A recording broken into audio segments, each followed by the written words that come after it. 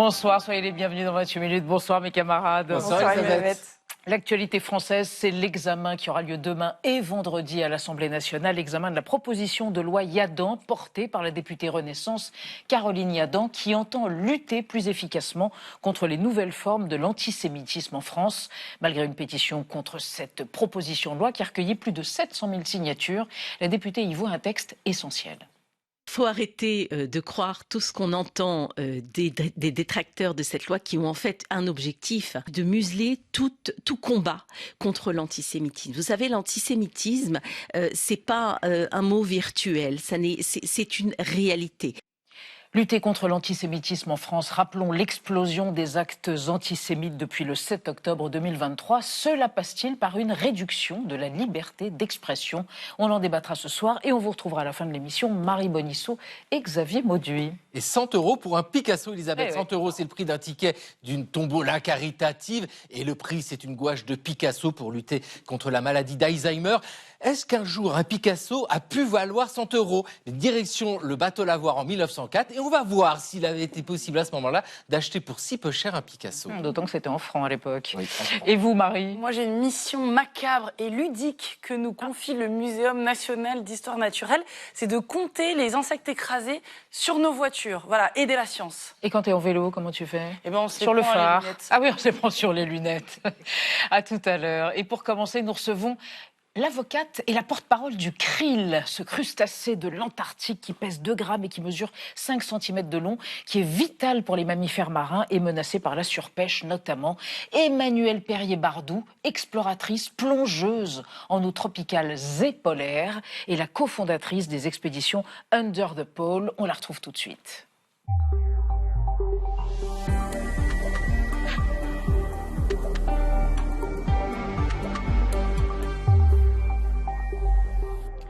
Emmanuelle Perrier-Bardou, bonsoir. Je vous présente Anna Ndiaye et Benjamin Sportouche. Bonsoir. Vous êtes de retour de 3 mois. À l'instant presque. On est arrivé hier soir de 3 mois d'expédition en Antarctique. Émerveillé, exalté et affolé par ce que vous avez vu d'un point de vue de... Émerveillé parce qu'il reste des endroits dans ce monde où on n'arrive peut-être pas encore trop tard et qui sont incroyablement préservés encore, et effrayé parce qu'en effet, c'est crucial là maintenant, c'est le moment d'intervenir pour arrêter cette pêche contre la dévastation, notamment du krill. Vous êtes l'avocate du krill. Maintenant, sachez-le, c'est votre fonction officielle, une de vos fonctions. On vous retrouve juste après pour parler de Under the Pole que vous avez cofondé en 2008, après votre profil idéal réalisé par Olivier Boucreux. Emmanuelle Perrier-Bardou, vous explorez les océans, pas ceux des cartes postales, ceux qui commencent là où la lumière disparaît. Pour raconter ces mondes invisibles à l'œil nu, vous avez le profil idéal. Rien ne vous y destinait vraiment. Naissance à Paris, enfance à Troyes, loin du large, et pourtant très tôt, une fascination pour l'eau, les cétacés, les horizons mouvants. À 13 ans, vous embarquez 6 mois sur un voilier école. Entre l'Angleterre et le Maroc, vous découvrez surtout une chose, vous êtes à votre place. Cap sur la Bretagne, les Glénans, vous devenez monitrice de voile, prenez la tête d'une base nautique, puis une rencontre décisive, Jean-Louis Etienne, explorateur des pôles. Vous partez avec lui pour une expédition scientifique de 9 mois dans le Pacifique. C'est un peu une île mystérieuse, ouais. On n'en sait pas plus, il y a tout à voir. Et vous passez du rêve d'aventure au travail de terrain. Autre rencontre déterminante, Guylain Bardou, plongeur, ingénieur et futur mari. Ensemble, vous fondez Under the Pole, un programme d'exploration scientifique des océans. Objectif, étudier des écosystèmes encore mal connus et transmettre ces données aux chercheurs. Ça donne envie de revenir. On reviendra. Ouais, À bord du Wai, votre voilier, vous vivez et travaillez à une quinzaine, marins, scientifiques, techniciens et vos enfants. 6000 nautiques en 1 heure. On fait 3000 nautiques en combien de temps? En près de 30 minutes, c'est ça. Votre terrain d'exploration, c'est notamment la zone située entre 30 et 200 mètres de profondeur. Un espace encore peu exploré, mais essentiel pour la biodiversité marine. Les menaces sont bien identifiées. Réchauffement climatique, pollution, pêche industrielle. Certaines techniques, comme le chalutage de fond, peuvent détruire en quelques minutes des écosystèmes. Notre travail Under the Pole, c'est pas d'être des activistes. En revanche, ça va être de remonter la parole des scientifiques et de les vulgariser. Entre deux expéditions, vous mettez des mots et des images sur cette profondeur. Dernière mission l'Antarctique. Pendant près de 3 mois, vous avez exploré avec votre équipe l'océan austral à la recherche de forêts sous-marines méconnues. Au fond, votre cap est simple. Une planète sans océan vivant n'est plus une planète habitable. Emmanuelle Perrier-Bardou, qu'est-ce que c'est une forêt sous-marine? Qu'est-ce qui peuple une forêt sous-marine? C'est l'équivalent de nos forêts terrestres, mais qu'on va descendre sous la mer avec un effet qu'on appelle canopée, comme sur les forêts terrestres, sauf que ces forêts, elles sont créées d'animaux, donc de coraux, de gorgones, d'éponges. Et quand il y en a une certaine densité, on va avoir cet effet de limitation de courant à l'intérieur, de microclimat, qui va permettre des oasis de vie. Elles sont précieuses et elles sont menacées? Elles sont précieuses parce que c'est des oasis. Les récifs coralliens sont des forêts animales marines, par exemple. Et elles sont menacées par le chalutage de fond, par la pollution, par les changements climatiques. Donc il y a des choses sur lesquelles on ne peut pas intervenir, ou en tout cas assez peu, le changement climatique. Il y a des choses sur lesquelles on peut intervenir maintenant. Et ça, c'est à travers les aires marines protégées pour empêcher en particulier la pêche industrielle et la pollution. Vous militez pour la création d'aires marines protégées, hein? Je milite pour la création d'aires marines protégées, qui est aujourd'hui ce qu'on peut faire de mieux pour préserver les écosystèmes marins. Ça dépend de qui? Ça dépend de nos ministères, ça dépend de décisions politiques. Vous êtes descendu à 130 mètres de profondeur. C'est assez rare, peut-être un peu dangereux même, mais qu'est-ce qu'on y voit exactement? Si on peut y voir quelque chose d'ailleurs. Alors en Antarctique, moi je suis descendue à 100 mètres de profondeur. C'est déjà pas mal. Mon mari et notre directeur scientifique ont fait 2 plongées à 130 mètres de profondeur exceptionnelles pour aller voir un peu plus loin. Qu'est-ce qu'on y trouve? En fait, on y trouve des écosystèmes incroyables, une vie hyper dense, très riche. On ne s'attendait pas du tout à découvrir tout ça en Antarctique. En Arctique, on avait des belles plongées et puis des plongées moins belles. En péninsule antarctique, chaque plongée était exceptionnelle. Il faut imaginer qu'on évolue dans un caméleux de bleu, de gris, de blanc, et qu'on passe la surface de l'eau, et d'un coup, c'est une explosion de couleurs. On retrouve toutes les couleurs sous la mer, et une densité d'espèces, et globalement, ça va bien. Il y a de la lumière pour le voir, ça. Alors, il n'y a pas beaucoup de lumière, parce que quand on va profond, surtout dans ces endroits-là qui sont assez chargés en phytoplancton, on a quand même assez peu de lumière. Mais il faut des lampes, mais on voit quand même. Voilà. Emmanuelle Perrier-Bardou, quelle est la menace qui pèse sur le krill, qui est l'aliment, un petit crustacé, qui est l'aliment du mammifère marin, baleine, rorqual bleu, etc., et qui est aussi un petit crustacé qui absorbe le CO2 de certains planctons, de certaines microalgues, donc qui est bénéfique pour le climat, en quelque sorte. Quelle est la menace principale? La surpêche? Ouais, le krill, c'est la base de la chaîne alimentaire de l'océan austral, comme vous venez de le dire. Et il se nourrit de phytoplancton et de petites algues sous la banquise de mer. Donc d'un côté, on a les industriels qui disent qu'il y a énormément de krill. Et c'est vrai, c'est une énorme biomasse.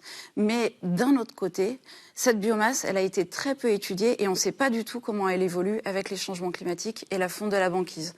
Et la péninsule, là où on était, c'est l'endroit en Antarctique qui se réchauffe le plus vite. Et aujourd'hui, on a des énormes chalutiers, des chalutiers usines, aspirateurs, qui aspirent des tonnes de krill. Voilà. Alors, il y a des quotas, mais ces quotas, pour la première fois l'année dernière, ils ont été atteints avant la fin de la fermeture de pêche. Et depuis 2 ans, on a eu une fin de ce qu'on appelle la spatialisation de la pêche. C'est-à-dire que tous les quotas ont été pris au même endroit. Donc, il y a une pression de pêche très forte à un endroit donné, qui est aussi l'endroit où se nourrissent les baleines, les manchots, les phoques, les oiseaux de mer. Et quand une baleine se nourrit, elle peut absorber jusqu'à 16 tonnes par jour de krill, ou le rorqual bleu, c'est des quantités considérables. Ils en ont besoin énormément. Ils viennent aussi à une période de la vie où c'est pour la reproduction, donc ils ont besoin de se nourrir. Et surtout, ce que n'a pas pris en compte tous ces chiffres-là, c'est que ça a été fait à une époque où les baleines étaient en voie d'extinction.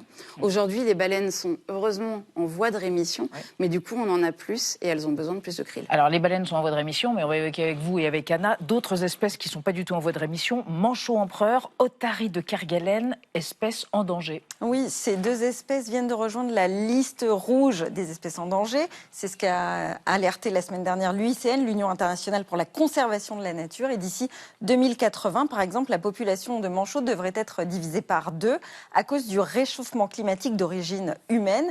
Les manchots ont besoin de nourriture en quantité suffisante, on l'a dit, pour rester en vie, notamment de krill, on en a parlé. Et d'autre part, ils ont aussi besoin d'une banquise stable pour pouvoir se reproduire et faire grandir leurs petits. Banquise qui devrait atteindre cette année son plus bas niveau jamais enregistré. Alors, est-ce que vous, personnellement, finalement, c'est quelque chose que vous avez observé, à la fois la disparition des manchots et la fonte des glaces, le recul de la banquise? Non, c'est pas quelque chose qu'on a vu à l'œil nu et c'était la première fois qu'on venait en Antarctique. Donc on n'a pas pu comparer. En Arctique, je pourrais vous dire que j'ai vu disparaître la banquise. J'ai vu les glaciers reculer parce qu'on a travaillé là-bas pendant plus de 10 ans et on a vu à l'œil nu, d'une année sur l'autre, la disparition de la banquise. En Antarctique, c'est pas le cas. Après, on a toutes les données scientifiques aujourd'hui qui nous montrent que c'est critique et que ce sont des endroits extrêmement impactés par les changements climatiques.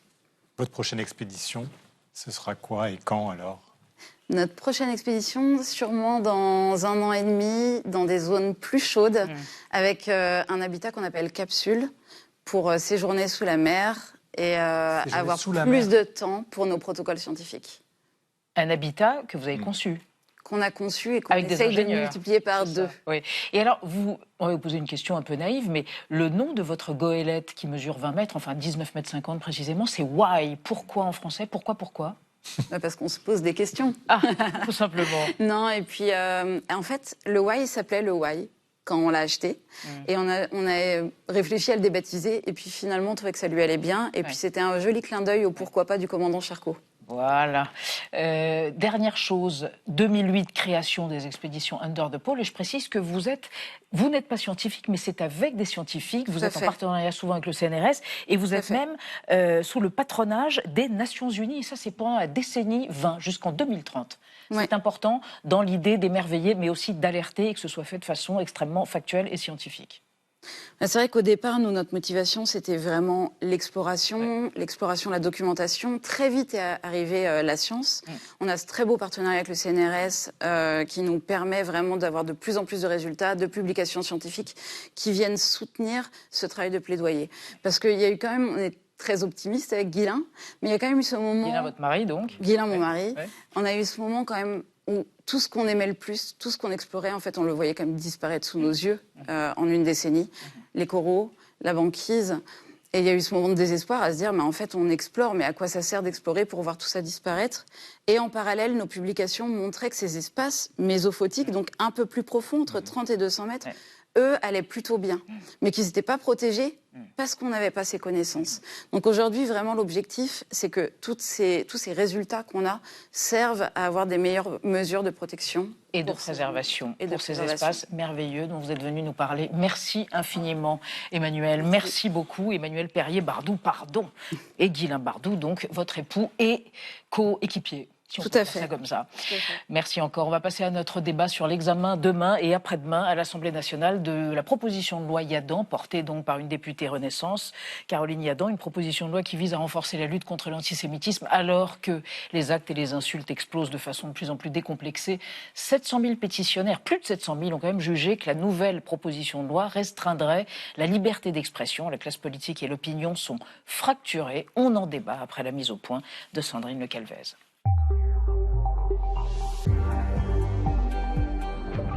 Sit-in d'étudiants, manifestations dans les rues de Paris. Depuis quelques jours, la mobilisation prend de l'ampleur contre la proposition de loi Yadan, destinée à lutter contre les nouvelles formes d'antisémitisme. Le texte est jugé liberticide par ses opposants les plus virulents.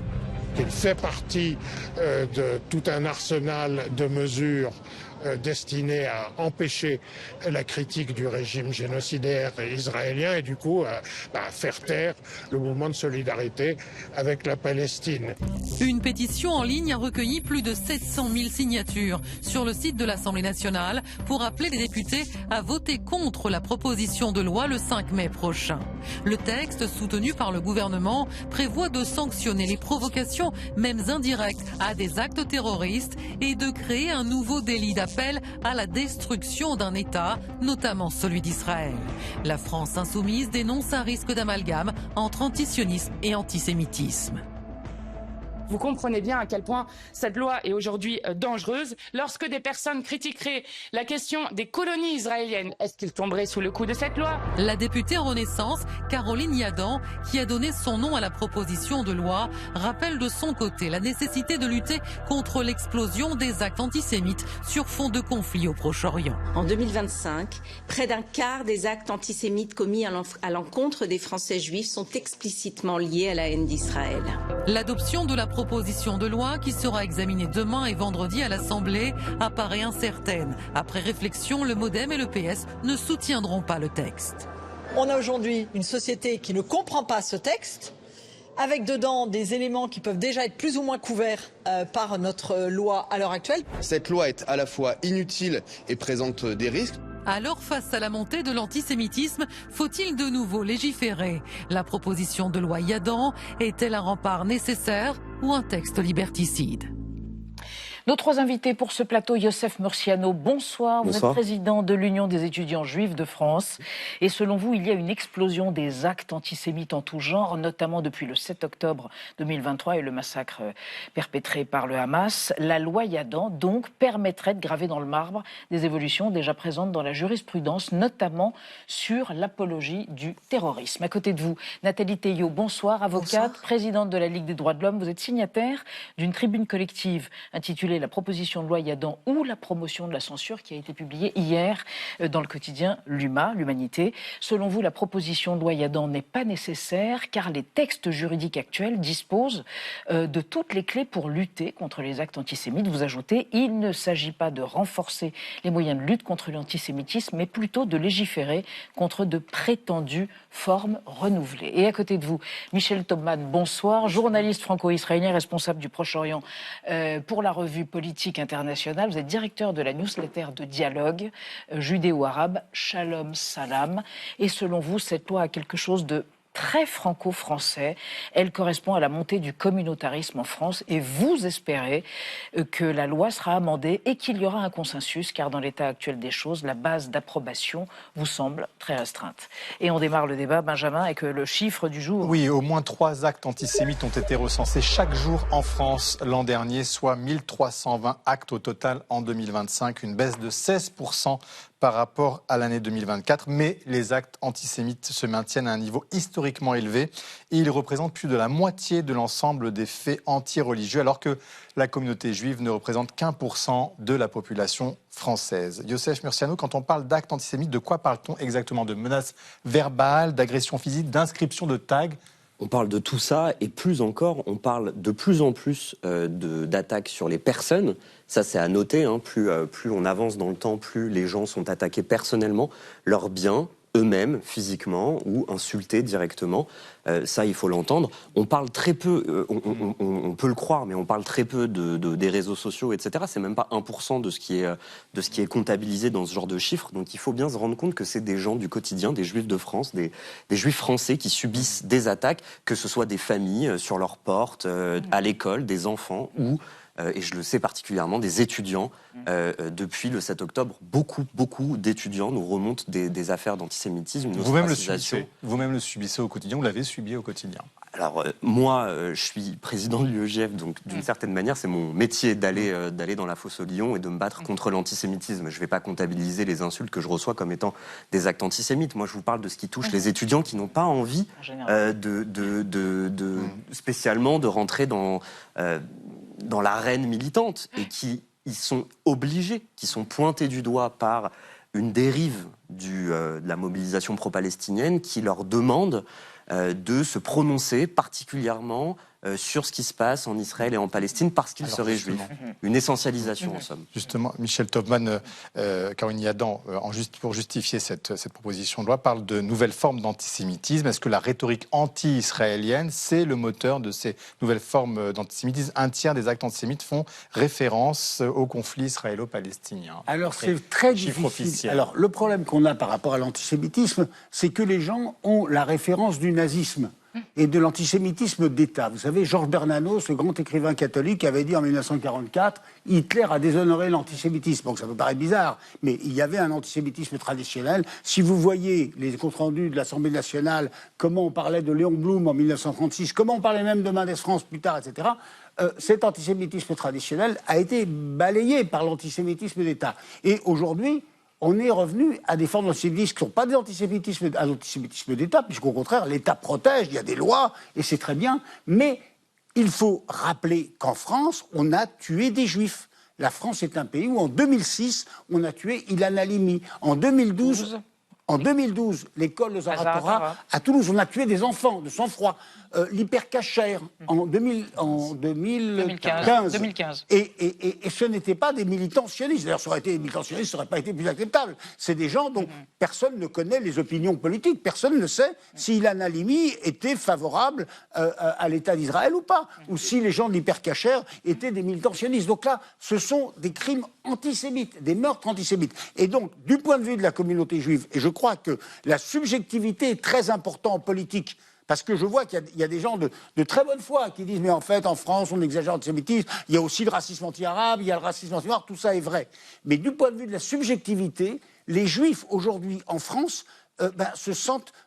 ressentent à l'intérieur d'eux-mêmes les persécutions des générations passées, même s'il n'y a plus de persécution d'État. Et dernière chose, par rapport à Israël, ce qu'on ne comprend pas, c'est le lien affectif des Juifs à l'État d'Israël. Oui, alors on va y revenir, mais on va d'abord évoquer avec vous trois et avec Anna, on va faire un petit point sur l'arsenal législatif en France qui permet de lutter contre l'antisémitisme. Oui, il faut remonter quelques années en arrière, en 1972, avec la première grande loi française contre le racisme, la loi Pleven, qui va créer des délits spécifiques pour toute discrimination raciale, xénophobe ou religieuse. D'abord le délit d'injure et diffamation à caractère raciste et celui de provocation à la haine ou à la violence raciale. L'antisémitisme est dès lors considéré comme une forme de racisme passible de sanctions, mais face à la montée dans les années 80 des discours qui nient l'existence de la Shoah, le député communiste Jean-Claude Guessot dépose une nouvelle proposition de loi. La loi Guessot sur le négationnisme est adoptée en 1990 et va introduire pour la première fois le délit de contestation de crimes contre l'humanité. Il faudra ensuite attendre l'année 2003 avec cette loi pour voir apparaître la notion de circonstances aggravantes pour les cas de racisme et d'antisémitisme. Et quelles sont les sanctions encourues aujourd'hui ? Alors, pour injure publique à caractère antisémite, une peine pouvant aller jusqu'à 6 mois de prison et 22 500 € d'amende. Pour les provocations à la haine ou à la violence, 1 an de prison, 45 000 € d'amende. Dans le cas de violence aggravée pour motif antisémite avec blessure entraînant une ITT de 8 jours, l'auteur des faits encourt jusqu'à 5 ans de prison et 75 000 € d'amende. Et puis enfin, dans un autre registre, la loi de novembre 2014 sur l'apologie du terrorisme prévoit des peines de prison allant de 5 à 7 ans d'emprisonnement et des amendes comprises entre 75 et 100 000 €. Alors Nathalie Théiot, c'est vrai que quand on voit cet arsenal juridique, on se demande si c'est vraiment nécessaire d'avoir une nouvelle loi. Vous n'avez pas cité la loi de 2017 qui a généralisé en fait la circonstance aggravante de racisme ou antisémitisme, qui l'a généralisée pour toutes les infractions. Donc maintenant, dès lors qu'il y a cette circonstance aggravante, avec une facilitation de la preuve, puisqu'il y a une présomption de ce qu'il y ait, de ce que soit à raison de la religion ou de la prétendue race ou du fait d'un antisémitisme, parce que c'est général, hein, c'est pas seulement antisémitisme. Et bien dès lors qu'il y a des propos, par exemple, qui sont tenus avant, pendant ou après, c'est considéré, c'est présumé comme étant, parce que c'est la difficulté, hein, c'est de prouver que c'est à raison de. Mais cette nouvelle loi, qu'est-ce qu'elle apporterait de plus ? Donc cette nouvelle loi, elle n'apporte rien. Et d'ailleurs, elle ne traite pas de ces questions d'infraction concernant l'antisémitisme.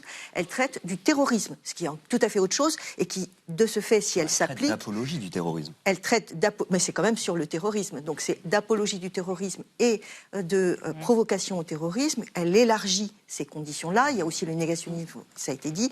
Mais elle élargit les possibilités de poursuite sur ces thèmes-là de façon très floue et donc de façon très dangereuse. Donc l'arsenal, il est là, il est plus sur le problème de formation des magistrats, le problème aussi de formation des policiers, le problème aussi de portage politique par rapport à la lutte contre le racisme ou l'antisémitisme. Pourquoi pour vous elle est nécessaire ? À moi, elle est nécessaire parce que je vois dans les universités, dans la société française de façon générale, une difficulté à adresser, qu'à la justice, les juges, la loi, la société civile, à adresser une certaine forme d'antisémitisme.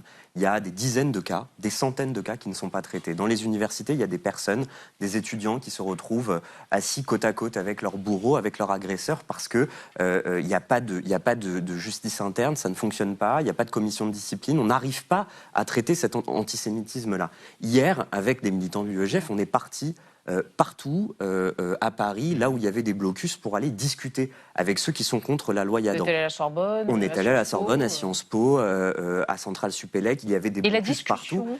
Possible. La discussion est possible avec les personnes qui sont sur le côté, pas les personnes qui leadent le mouvement, pas les personnes qui ont hurlé devant nous, en s'adressant à nous, mais en s'adressant à je ne sais qui, génocidaire hors de nos facs. Moi, cette phrase-là de génocidaire hors de nos facs, elle m'interroge. Je me dis à qui on s'adresse. Mais cette loi, elle va faire justement qu'on assigne les Juifs à Israël, alors que précisément c'est ça qui ne va pas. C'est pas la loi qui assigne. Ah si. Non, c'est pas la loi qui assigne. Quand il n'y a pas de génocide dans les facs, il n'y a pas de génocidaire dans les facs. Mais c'est précisément, qui est-ce qu'on cherche dans les facs qu'on veut sortir ces gens-là des facs, qu'on sort des amphithéâtres? Ce sont les Juifs. Vous dites Taillot, qu'il y a un risque d'amalgame entre antisémitisme et antisionisme. Et c'est ça. Il faut traiter. C'est un renversement. C'est une sorte de double allégeance, c'est qu'on essentialise un peu les Juifs en soutien de la politique de Netanyahou, quoi qu'il arrive. Là, ce qui est promu, c'est le fait qu'il y ait effectivement l'impossibilité de parler. Parce qu'il ne faut pas oublier que justement, apologie ou autre, ça devrait être dans la loi de la presse déjà, puisque ça a été sorti en 2014 de la loi de 1881 qui est protectrice de la liberté de la presse, donc de la liberté d'expression. Et à partir de là, c'est quand même du délit d'expression, malgré tout. Et on est en train de dire ça, même si c'est par exemple une provocation implicite, où on va sonder les Qu'est-ce que ça veut dire implicite ? Justement, qu'est-ce que ça veut dire ? Or, une loi, surtout une loi pénale, elle doit être précise, elle doit être suffisamment claire et précise pour éviter l'arbitraire. Moi, je dis qu'il y a une forme, on laisse tomber une partie de la population française qui sont les Juifs, parce qu'il y a des actes, plus d'1 millier d'actes par an, et des actes qui sont jugés pas antisémites, alors que pour la grande majorité des gens, quand on présente les cas, ça paraît évident que cette personne a été choisie parce que juif, comme cible parce que juif, notamment dans les universités. On n'arrive pas, avec l'arsenal judiciaire qu'on a aujourd'hui, on n'arrive pas à adresser ce problème-là. Donc, Yadan propose, Caroline Ladan, la députée, propose quelque chose. J'ai pas l'impression qu'il y a d'autres solutions qui sont proposées. Et je pense que vous êtes d'accord avec moi quand on dit qu'il y a un problème. Attendez, il y a un problème de justice, de judiciarisation des actes antisémites. Il y a un problème. Mais de façon générale, sur le racisme, je l'ai dit, il n'y a pas de portage politique suffisant par rapport à la lutte contre le racisme. Pendant 7 mois, il n'y a pas eu de nomination du délégué. Attendez, on va écouter Michel Topman, parce que c'est intéressant sur cet amalgame qui serait fait entre antisémitisme et antisionisme et qui éviterait toute critique d'Israël. Qu'est-ce que vous en pensez? On priverait cette loi. Parce qu'il y a les intentions, il y a la réalité, il y a la mise en pratique, etc. Moi, ce que je dirais, c'est que je pense qu'effectivement, la loi doit sanctionner les actes antisémites, les agressions verbales et physiques antisémites. Et donc, elle ne sanctionne pas assez, selon vous? Non, elle doit le faire. Après, est-ce qu'elle le fait assez? Tout ça, je veux dire, je n'ai pas la compétence, je ne suis pas là, et ce n'est pas vraiment mon sujet. Vous voyez ce que je veux dire? Donc, la loi doit sanctionner, et doit tenir compte qu'aujourd'hui, sale génocidaire ou sale sioniste, c'est l'équivalent de sale juif. Voilà. En revanche, la loi doit laisser libre le débat politique. Et vous savez, moi, je suis vraiment très réticent. Donc vous êtes affolé à l'idée d'une censure? Je suis réticent par rapport y compris à la loi Guessot. Parce qu'on a montré Jean-Claude Guessot, qui est un homme certainement très respectable et très sympathique, mais Jean-Claude Guessot, il a fait voter une loi en 1990, dont la gauche d'ailleurs, la gauche ne voit pas de problème à ça, qui réprime la négation du crime contre l'humanité. Oui, selon le tribunal de Nuremberg. Les crimes contre l'humanité commis par les nazis. Les opposants à cette loi disent dire sale génocidaire ou sale juif, c'est pas la même chose. Attendez, Jean-Claude Guessot est membre du Parti communiste, un parti qui a défendu pendant des décennies et des décennies le goulag et qui n'a jamais fait son autocritique de ce point de vue-là. Donc il y a quand même un problème. C'était une loi de circonstance et ce que je veux dire, c'est qu'on ne peut pas... C'est une bonne chose. Ah oui, et on peut aussi nier l'existence du goulag, l'existence des crimes commis par les communistes chinois. Donc, ce que je veux dire, c'est qu'on doit laisser l'expression politique libre. On doit pouvoir critiquer le sionisme, comme on doit pouvoir critiquer le communisme, ça ne doit pas relever de la loi. Et voilà. Donc, je dirais juste que lorsque les termes sionistes sont employés de façon pour équivalent un juif, en fait, c'est déjà réprimé. Mais non, on n'a pas besoin. La réalité montre. Ah, mais ça, c'est la réalité. Là, c'est le débat. Il y a un débat. C'est la réalité. C'est la réalité. Cœur du débat, là. La réalité est que ce n'est pas jugé comme tel et qu'il y a plein de problèmes et qu'il y a plein de victimes qui. Mais ça, c'est le problème, comme je le disais, de la formation des magistrats. C'est le problème également des moyens de la justice.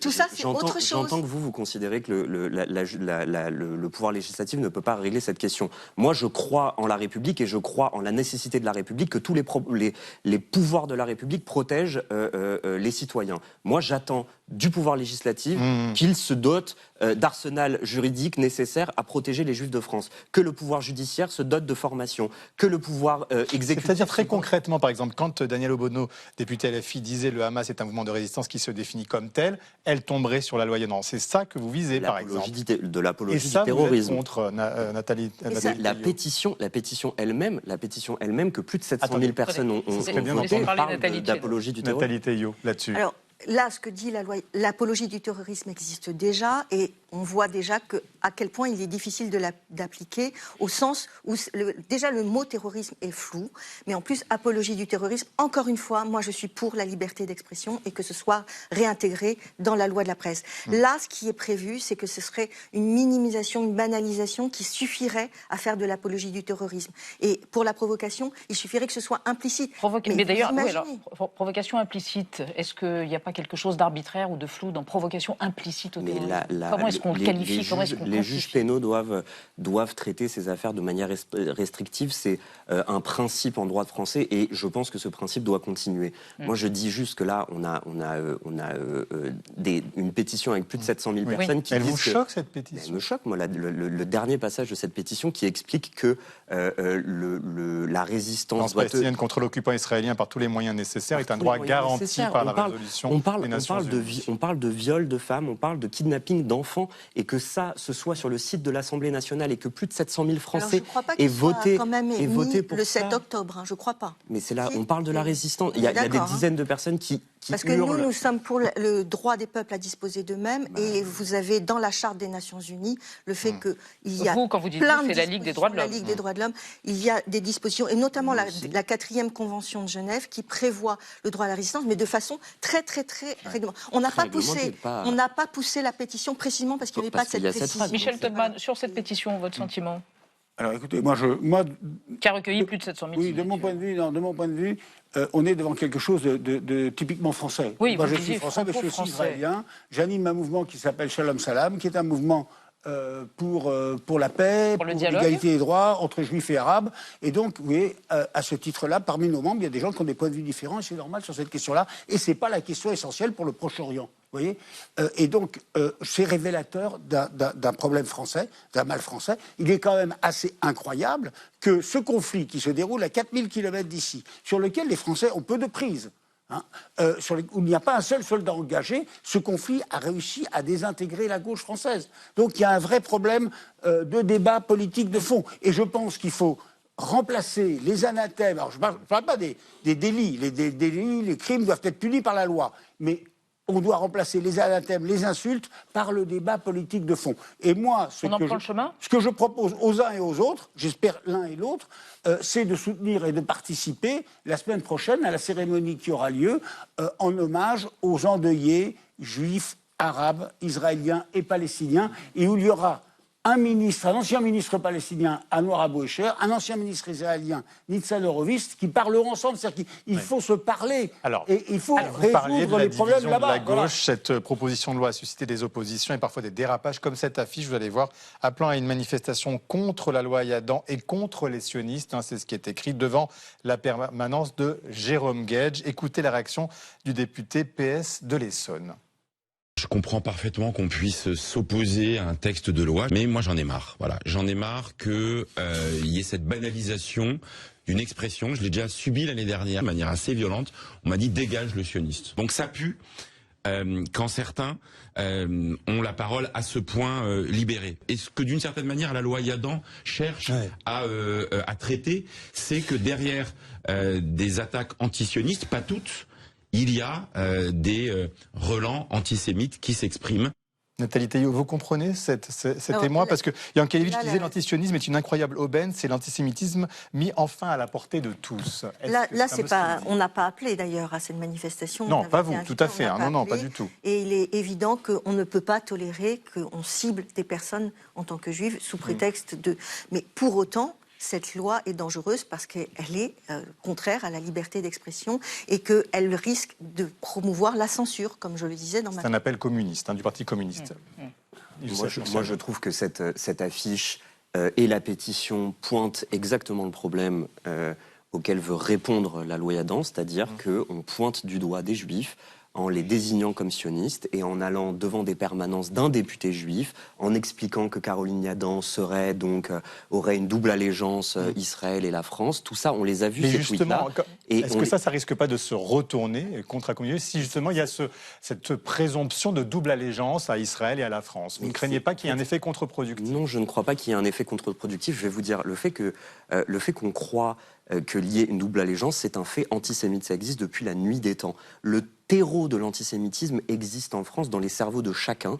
Et en fait, l'antisionisme s'installe sur ce terreau antisémite. Quand on parle de lobby sioniste, quand on parle de médias qui sont contrôlés par des sionistes, quand on parle de députés double allégeance française et sioniste, en fait, ce sont des préjugés antisémites. C'est la mécanique de l'antisémitisme qui est appliquée. Donc ça prouve bien qu'il n'y a pas de forme renouvelée. C'est justement le vieil antisémitisme. On a besoin d'en parler. On a besoin de faire un débat à l'Assemblée nationale. On a besoin d'en débattre avec des amendements, etc. Et là, ce que demande cette pétition, c'est pas ça. Fut un temps, on pensait que l'éducation suffisait. Est-ce qu'une loi est nécessaire? Parce que l'éducation n'arrive pas justement à régler ces ambiguïtés. Alors, vous savez, quand je suis en Israël, on me dit « Oh là là, c'est affreux, la France, ils sont antisémites. » Je dis « Non, la France, ils ne sont pas antisémites. Il y a des antisémites. » On me dit « La gauche est antisémite. » Je dis « Non, la gauche n'est pas antisémite. » Par contre, il y a un homme politique en France qui a passé la ligne jaune ou la ligne rouge entre antisionisme et antisémitisme, c'est Jean-Luc Mélenchon. Son acharnement... qui dit que cette loi le vise directement. Oui, notamment. Non, mais Jean-Luc Mélenchon, moi je ne parle pas de la loi, parce que la loi c'est un débat entre députés qui doit avoir lieu. Moi je parle de Jean-Luc Mélenchon. Son acharnement sur la personne de Jérôme Guedj est intolérable. Son acharnement est intolérable. Ses blagues sur les noms juifs, Glucksmann, Epstein, etc. Ce sont des blagues dignes de Jean-Marie Le Pen. Et Jean-Luc Mélenchon... Loi, elle va toucher non, mais attendez, je ne parle pas de la proposition de loi, on parle de l'antisémitisme.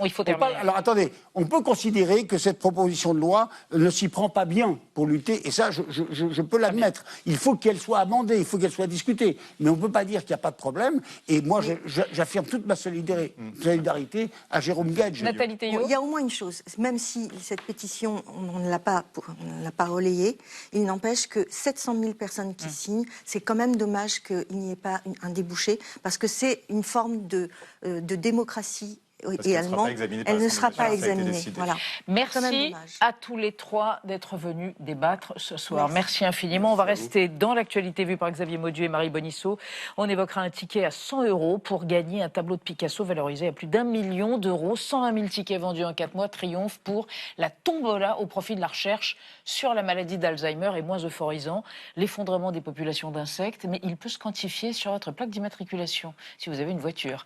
D'abord, le mot vedette du jour. Linux, État français lâche Windows, pour reprendre le contrôle de ses données numériques, c'est entendu. Désormais, elle utilise Linux. Leur migration vers Linux. Il est temps de passer sur Linux. Qu'est-ce que ça veut dire? Exactement ce que ça dit. Merci de m'en dire un peu plus. Entendu. La vie secrète des mots vedettes.